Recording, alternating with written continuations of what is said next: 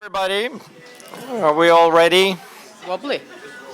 Anybody still out there or whatever? So we will kick off the afternoon sessions now after this wonderful luncheon, and now you see what I have to deal with every day.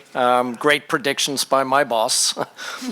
But we have a great panel to help me out here today to try to discuss some of the environmental issues that we're faced with. We had a lot of geopolitical discussions and problems around the world, so we're trying to focus a little bit different on environmental challenges we have ahead. So I have a great panel here today. Scott Bergeron, Director of Oldendorff Carriers, Steve Bomgardner of Sailplan, Nick Makar, Vice President Tech Investigation of Marshall Island Registry, Pia Meling from Grieg, and Nikos Petrakakos, Tufton investors and an entrepreneur.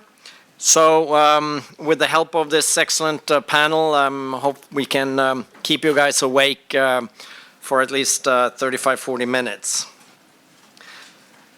So there's been a lot of focus on how can shipping stay green? How can we try to help the world issue of less emission be a good contributor to the challenges ahead? And in one way, we're a small industry, small percentage of world pollution, but still, nevertheless, we are a key player in the world trade. So we have a lot of responsibilities on our shoulders to find ways of moving ahead.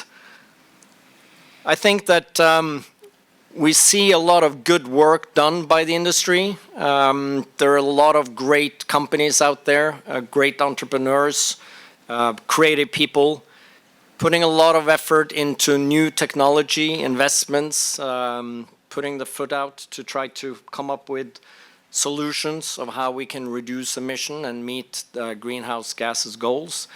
I don't think the industry is getting all the credits that we are putting into it, but nevertheless, it's a lot of work being done. And I have my panelists here to definitely support a lot of that work being done. Shipping has traditionally been an industry that's been told what to do, and we adapt. Give us any new regulation and we will adapt. Look at OPA 90, new bulk carriers requirements, ballast water requirements. If the road is clear and the guidance is there, we will adapt. Even though we talk about that as of a certain deadline, January 1st, whatever, the whole industry will come to a halt, nobody will be able to do anything, and then suddenly we all comply. So I think that the industry is ready to adopt, but we need some help. We need some guidance and clear roadmap ahead of us. So it's very clear in the discussions that has been going on, finding new paths, new ways. There's a lot of noise around in that circus that just sort of blocks that road, because every time talk about new alternative fuels are coming up, there's always additional noise being stated, always against something. There's always a risk factor with this, and so it's very hard to kind of put out the path of where we're heading with this. So I want to start my panel here today with a discussion about that. So since there's no clear path of alternative fuels or alternative energy for the industry to adopt these days, what do we do in the meantime? How can we assist in reaching the goal of going forward, but at the same time, as Robert clearly pointed out as well, carriage of hydrocarbons, use of hydrocarbons is here to stay for a very long time. But that doesn't stop us from trying to adopt and change course. So I'll start with you, Scott. And what do you think? What can we do? Bear down. No, I think I think you touched upon it. You know, we're a pretty efficient industry as it is, but we do need to be motivated, cajoled, pushed into change. I don't think most of the world realizes how efficient we are. And we're so efficient that we're actually out of sight of most of the world until the Suez Canal is blocked or something like this. But nobody moves as much for as little as the shipping industry does. And the further inland you go, the more expensive things come. But we can't, of course, rest on that. But the other thing that you mentioned that really resonates with me is this noise. I mean, there's a lot of noise out there. And part of my portfolio is to try to develop the strategy of where Oldendorff is going to go with reducing our greenhouse gas emissions. And you see these headlines, and they are very awe-inspiring. So you investigate what's behind it, and there's so much half-truths, and there's a lot of greenwashing, and there's confirmations of orders of ammonia ships, which, frankly, it's just not true. I mean, the ammonia engines aren't ready. So you can't order a ship against an engine that isn't ready. So what can you do? And I think, you know, we were talking, we had a little bit of a preliminary phone call amongst the panel and, you know, what direction should we take this conversation? And one of the things that sticks with me is if you're not measuring it, you can't manage it. And I don't think the science is fully evolved with our greenhouse gas emissions, but we do have science available. We do have the technology to start measuring some of the stuff in real and robust ways. And I think there's a lot of practical steps to be taken during the transition. And one of the things we do is we focus on a metric that makes sense. And in our case, it's measuring how much CO2 is emitted per ton of cargo carried. And this is not a ratio like we're seeing with the so-called carbon intensity indicators. It's just a very fundamental measurement. We go to one of our customers, a mining company or a commodity interest, and this metric really resonates with them because they're going to move X million of tons from here to there on every given annual basis. So how much CO2 did you emit to move that last year? Let's make that as a benchmark over the prior years, and then let's see if we can beat that. So from our perspective, if you can use that simple metric, measure how much CO2 per tons that you carried or moved or shipped through the entire supply chain, that's something measurable, and that's something that we can target and then try to beat. And you can beat it through upsizing, moving the cargo on bigger ships. You can slow the ships down. You can modify supply chains. It's not as easy as it sounds. It changes the way you stockpile. It changes your discharge ports potentially.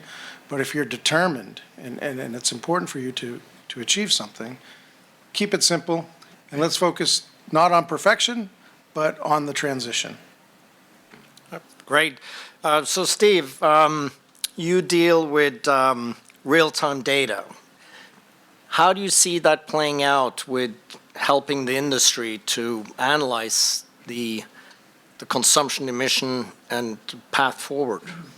Yeah, so thank you. And a segue from Scott, you know, everyone here has some sort of concern with a sustainability report or what their scope 1, 2, and 3 emissions are. But what if I was to tell you that no matter what, you're over-reporting? You know, the carbon factors that you use are based on basically full combustion from an engine, reaching almost 100% efficiency. Those numbers are very skewed for maritime. So if you're basing all of your emissions numbers on that carbon factor and your distance and your fuel, as a company, you're over-reporting. So what does this mean for your ETS bill in 2024? What does this mean for any of these other emission schemes that are probably going to come forward in the next 2 to 3 years? That's a significant amount of money. So kind of what we do is we actually have married hardware and software where we actually use technology that's been around. Most of the people in here that have scrubbers in their vessels, well, scrubbers are actually, they have a chems installed into them, but the scrubber manufacturers never understood what to do with this information. And that scrubber information is CO2, NOx, and SOx, which is predominantly what most of everyone in here is concerned about. But there are other emission factors like particulate matter, there's CH4, there's COO2, there's all this other stuff that comes out that eventually is going to be taxed or you're going to have some sort of transparency. So if I was to tell you that true emissions comes in 5 to 7% less than what you're actually estimating, that's a significant amount of money that you're going to overspend on maybe purchasing carbon offsets, maybe, doing your emissions allowance for the ETS. If you have to deal with the NOx fund, maybe there's certain areas where understanding your emissions understands your NOx output. So if you have, if NOx is based on fuel composition. However, if you see over time you have an increase in NOx that's coming out in your emissions, well, that's something that's going on with your engine. And so things like the hardware and the data that we can provide or other providers can do, they give you a lot more insights into what you're spending, the health of your vessel, what the emissions are coming out, and then really then allow you to benchmark other technology because there's a lot of snake oil out there. Who knows what this drop-in is going to do. So before you go and put it across your whole fleet, why wouldn't you want to understand what's actually coming out on that vessel, test it in a vessel, and then maybe put that out, across your fleet or your sister vessels. Same with Flettner rotors, air lubrication, all of this stuff. The OEMs, the manufacturers say, yes, you're going to save 10 to 20%. Well, how do you know if you're not actually, you're basing it on fuel consumption, which again, every engine is different. You're not actually burning that fuel like the carbon factors that are put out there say you're burning that. So there's low-hanging fruit that you can do now. If you're really concerned with an alternative fuel, look, that's 10, 15 years from now. Let's be honest. We just don't have the infrastructure. You've got a lot more alternative fuel that's going to be based on land models. Trucking, you're going to have a lot more infrastructure that's going to be utilizing those alternative fuels before shipping has a piece of that. So I think there's a lot more that we can do now, and that's the first thing is understanding what's coming out of your vessel, and then applying more technology to those to reduce. So, if you want to save money, you need to measure your true emissions and go that route first. And that's how I see it, the industry going. Cheniere just announced that they're going to measure all of their LNG vessels to CH4, so they're going to measure methane slip. Okay, that's something that's coming forward. I've heard IMO is going to look into CH4 and PM, so this is another thing that you're going to have to report. How are you going to report it? So that's what I see. So Nick, I mentioned that we're an industry that we like clear guidance, clear pathway, and we will comply. What's your take on IMO and its function in terms of what they're presently discussing versus the threat out there that it will be a lot of regional rules, United States, EU? What's actually better to guide us in? Well, that's a lot in that question, I guess, really. And I mean, maybe just to kind of take a step back and looking in particular at your points and the points raised by both Steve and Scott. I mean, the thing to remember about the way that the CII framework was developed was that it was actually developed and intended to be a goal-based measure. So conceptually, it just tells you where you need to be, but doesn't tell you how you have to get there. That's kind of one of those important flexibilities that goes into some of the standards that are developed by the IMO, as well as just the general trends these days to develop more goal-based type regulatory measures rather than prescriptive regulatory measures. Another part of this, of course, is just measuring and gathering experience and information, and that's something that I think is very important for the IMO as an organization as well as its member states. When the CII regulations were developed, a number of compromises were built into them, and two important ones were that the regulations itself would not have a punitive measure associated with it in order to understand the effects of it. Also, there is a review provision built into it so that the standards and the actual reduction rates, et cetera, are part of this general review, which is intended to be completed by 2026. So there's a period of time here where, just as Scott mentioned, there's a need for measuring what the actual current effects are, and to then utilize and take that experience and that data to then apply that towards that review to come up with a framework that's either going to be more stringent or more workable, more practical, and depending on which direction things go with the discussions on the revision of the IMO's GHG strategy and other efforts taking place. So I'll stop there. Okay. So Pia, we talked about listening to the other panelists here, talking about the various elements, and while we wait for alternative fuels, efficiency. How can we be more efficient today? What kind of approach would you take or guide the industry towards?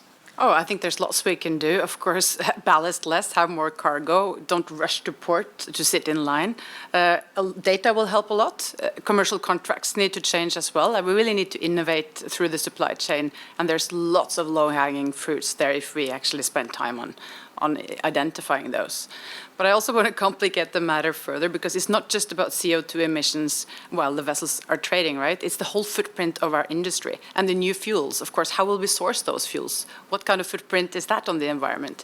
And we need to think, how do we source all the materials we have in our ships, and how do we reuse more of it and recycle more of it? So it's actually a lot broader than just the CII and just the emissions as well that we need to think about. So now that we have this decarbonization challenge, let's really be smart in solving it. We need to look at the whole picture and not just fix one small part and then be left with more problems in the broader picture. So I think we need to bring the discussions from, like we discussed before we prepped for this meeting as well, from just this, not one fuel that will save us, of course, and there's lots of small things that we can do, that we can start to do today. We don't have to wait for technology breakthrough for a lot of the things that we can actually optimize. And I believe that sharing data will help, and collaborating much more, which I'm so happy to see that this industry is actually really embracing since I started in 2000. It really has changed, that we are open to work with other industries. We're open to work with competitors even on certain areas. And I think that can actually take us a long way while we're waiting for the perfect zero emission fuel of the future. And Nikos, you're an entrepreneur of sort of instinct, and you invest or guide people to invest in various projects. Anything out there that you see or that you sort of endorse as good measures taken to support this mission that we're on? A lot of it would be basically seconding what Pia and Scott and others have already said. There's a lot of low-hanging fruit, and there's a lot about collaboration, and those things play into account. How do you make these projects and investments possible? Shipping has historically been very asset play driven. If you're dealing with ships that you're going to keep for less than 5 years, how do you even make a decision to install good equipment with good payback that has a 5-year payback? I mean, we're talking about Flettner rotors and other technologies that are 10, 15-year payback. Well, that payback is faster than the ship itself. So why is that a concern? A lot of that has to do with how we trade. So that goes back to what Pia was saying. Collaboration is increasing. I'm happy that that is happening, and that's how that needs to continue to happen. But I think that's also going to drive a change on the finance side. So right now, finance for ships is very transactional, very asset-based.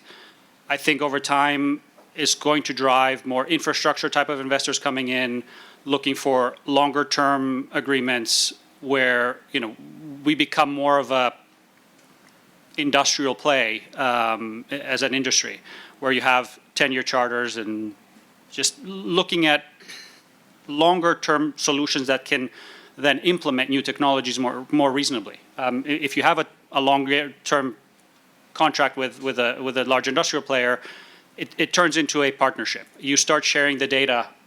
You create a closer partnership. You create a better platform to invest in the new technologies, the new vessels.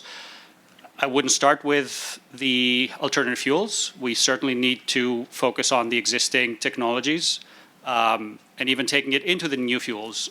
When those fuels are ready and the infrastructure is ready, you're going to want to reduce your emissions in every way you can in order to minimize the amount of alternative fuels that you even need to use on that ship. All of that has to come with collaboration. As Scott said, we don't have to wait for the perfect solution. If we do, that's actually worse off. There's a lot we can do now.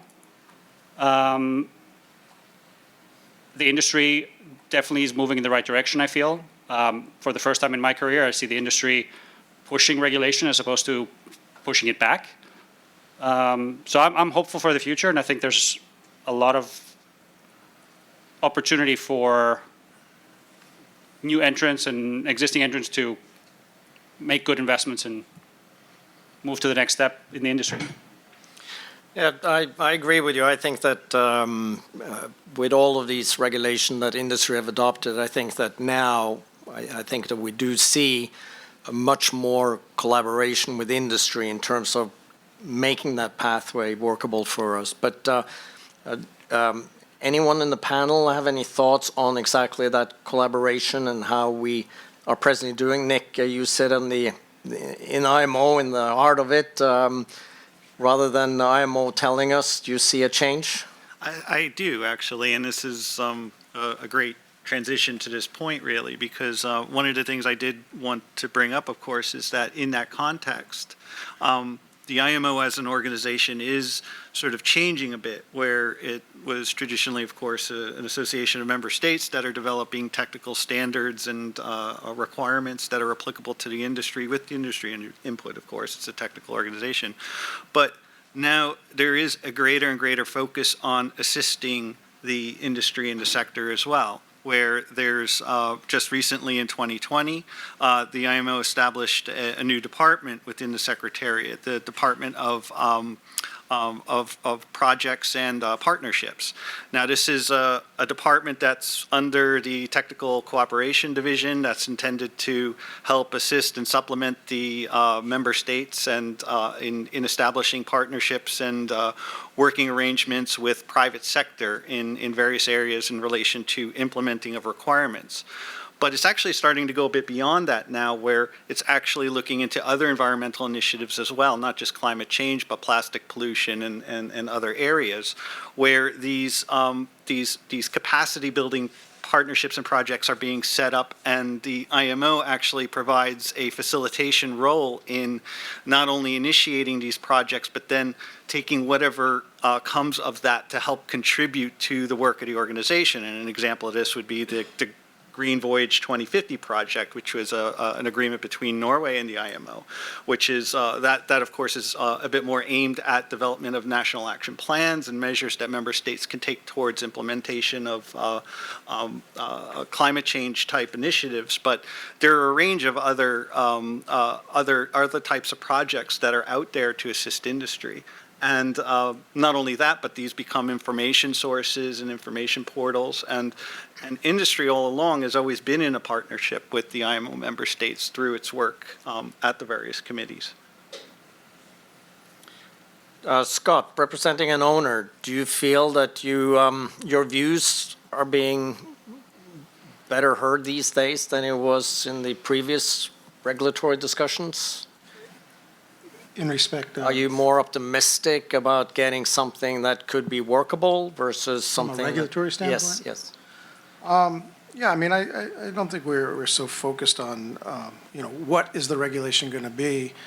As you had said before, we're naturally quite compliant in shipping, or at least we achieve the objectives. And you gave good examples, the ISM code, IMO 2020. There's all this concern that the industry wouldn't meet the deadline, and the deadline came and went, and everybody complied. So I think at the moment, I mean, we've gone out publicly and criticized the CII. We're not criticizing the regulators. We're criticizing the metrics and the lack of understanding and basically highlighting the unintended consequences. So, yeah, are we satisfied with the dialogue with the regulators? I think you get out of it what you put into it, and the industry needs to put in more. The industry has to share data and experiences with the regulators so that the regulators can do a better job. So I think it's give and take and not a matter of just, are you happy or not? So, Nikos, do you see that based on these projected regulation that there's a better incentive, better market for entrepreneurs to be more active and getting funding for creating new innovative tools for the industry? I would say on a top level, yes. But at the same time, waiting for the regulation to form is almost delaying investment to some degree. I think a lot more of that has to come from the ship owners and the charters and others in the industry willing to commit to it.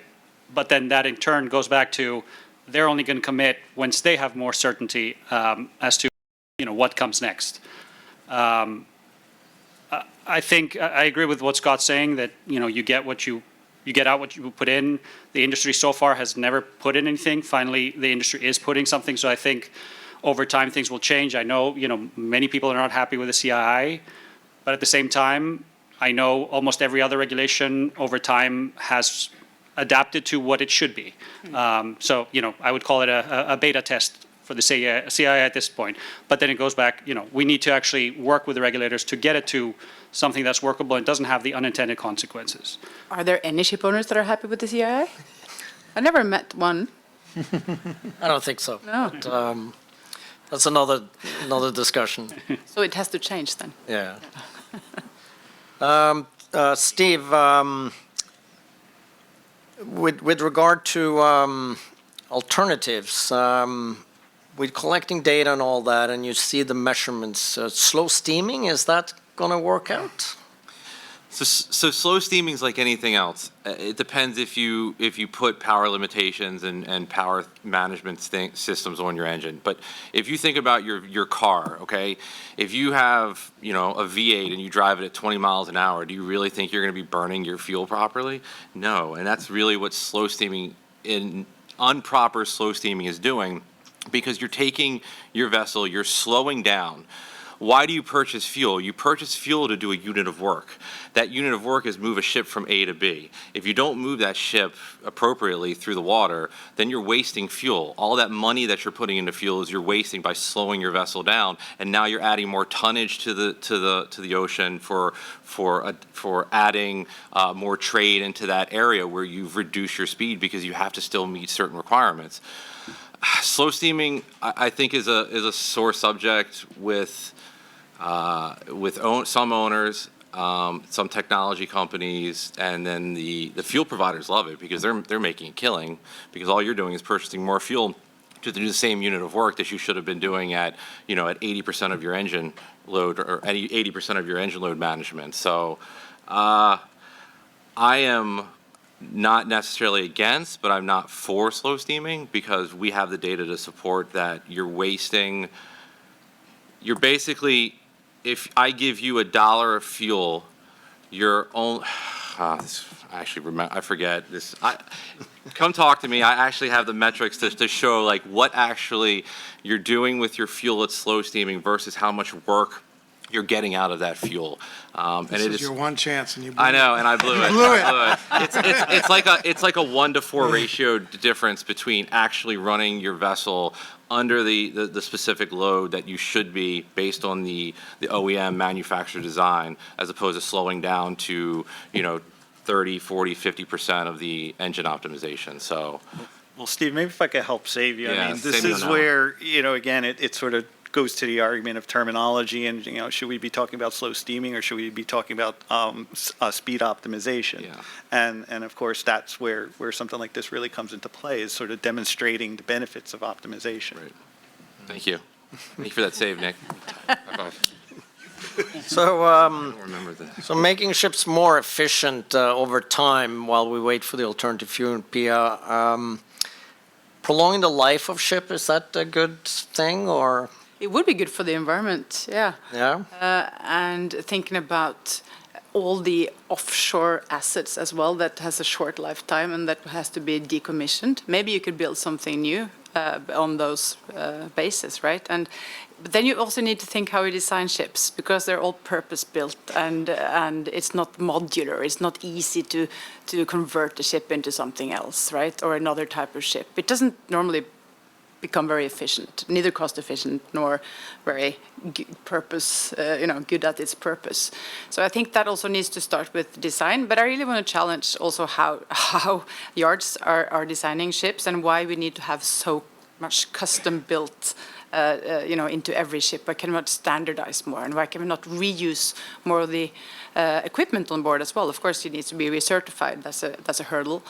But reuse today is much more expensive than to buy something new. And it goes for anything. To repair a jacket is more expensive than buy a new jacket. So, but this at some point needs to be reversed, because we're just building up a pile of trash that we export to low-income countries, and then we keep buying new stuff. And at one point, we will not have enough resources either for that. So I really think we should take this opportunity to think differently, not only about the fuel or the fuel optimization, but actually the whole value chain from where a ship is being designed until it is being recycled. Because, of course, 95% of the ship is actually a really valuable input to the steel industry, which I also expect will grow in demand, because that's the easiest way to decarbonize the steel industry, to use more scrap from ships, which is really high-end scrap.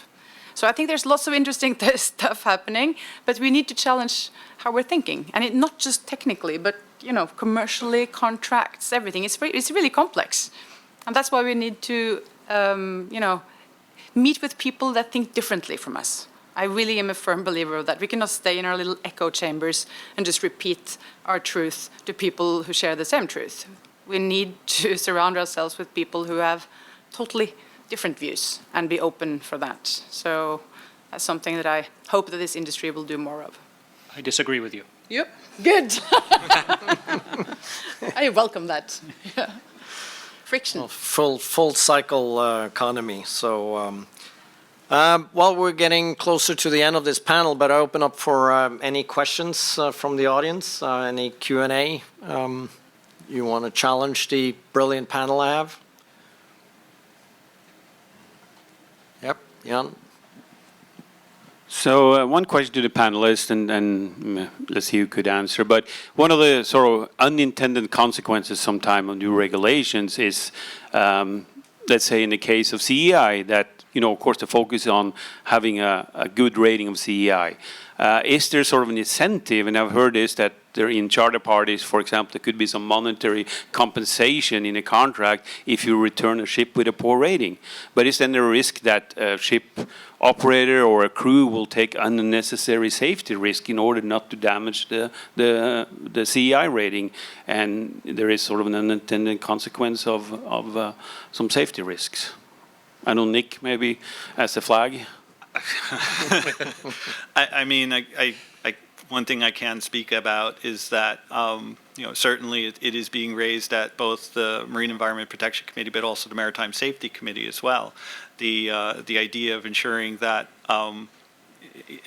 any type of new requirements, developments, especially as we start going into alternative fuels and other things which are not entirely known, that the training and safety aspects associated with those types of measures are also considered, and that there's, again, as part of this whole evaluation, that there's an assurance of also protecting the safety of the ship and the safety of the crew. So there is a thinking in terms of sort of keeping an eye out and being mindful of those unintended consequences. And then there are other catches elsewhere. So like, for example, with engine power limitation and slow steaming and that sort of thing, there are also the requirements under, at least for EEDI certified ships, for minimum propulsion power to maintain maneuverability. And then, so is there thinking of, well, now with EEXI, do similar types of provisions need to now be extended to existing ships as well, and other SOLAS requirements for being able to stop the vessel and reverse and everything else. So there are a lot of other elements that, of course, as a whole can sort of catch a lot of these different things. And this has always been the argument about keeping environmental and safety regulations separate, is that the fact that they have those, essentially the safety aspects are covered by these other safety frameworks. But clearly there is a need for this more closer, I guess, integration. And that's something we saw with IMO 2020 as well, with the fuel quality issues. Thank you for that. Any other questions? Yep. Yes. Hello, Martin Stensson. I'm with the Norwegian Embassy in Washington, D.C. Thank you very much for an interesting discussion I had. I actually had two questions. Maybe I can limit myself to one, but we'll see. But I had a sort of moving out of the regulatory sphere and into another sphere with new types of initiatives. You have green corridors. You have the Clydebank Declaration. Several of these types of initiatives, and I was wondering how you see those being able to contribute to decarbonizing the maritime industry. Especially it was talked about here before, sort of bringing in all the different players in the supply chain. And yeah, thanks. So I'd say we're participants in 2 green corridors. And the way I explain it to our stakeholders, I mean, it's a means of ring fencing. So it is a potential accelerator. It's a form of risk mitigation if you can get everyone in that supply chain to ring fence the trade and really reduce the risk of speculating a ship powered by ammonia or methanol and not really being sure about the supply chain of the fuel. Are you going to be able to trade the ship in certain ports? Is there going to be some regulatory enforcement that differs from here to there? So, I mean, I think it is an accelerator opportunity. We're enthusiastic about both of the ones we're involved in, but we're not quite sure if it's going to achieve the desired outcome. Any other one to wrap that up, or? I would add 2 comments there. I mean, I second that.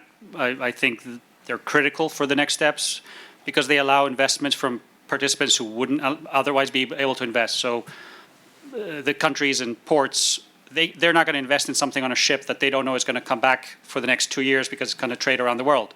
It creates that certainty, and like Scott said, it ring fences it. It's not going to change the entire industry, but you need something to spark the next step. Before then, others are more interested to say, okay, now we've proven this out. We don't need someone to subsidize it anymore. We can deploy it on a grander scale. All right, with that note, I'd like to thank my panel. Thank you for participating, and thank you for the questions.